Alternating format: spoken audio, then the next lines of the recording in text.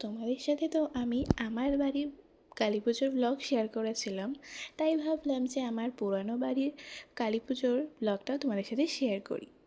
তো সকালবেলায় আমি একটুখানি খেয়েছিলাম চা আর এই ঝুড়ি ভাজাটা। তো তারপরেই আমরা ও বাড়িতে চলে গেছিলাম। ও বাড়িতে সারাদিন তেমন কিছু খাওয়া হয়নি বলে আমি ব্লগে শেয়ার করিনি। যাই হোক, বিকালবেলা আমরা ঠাকুর আনতে চলে গেছি, আর মাকে দেখো কতটা সুন্দর লাগছে। তো এখানে আমরা অনেক বাজি ফাটাচ্ছিলাম, আর বাজিগুলো সত্যি খুব ভালো লাগছিল। আর 25শে বৈশাখ আমাদের পুজো ছিল, সেদিন তো জানোই কত কত কালী পুজো ছিল। আর প্রত্যেকটা বাজি এবারে খুব সুন্দর হয়েছে, মানে খুব সুন্দর ফাটছিল।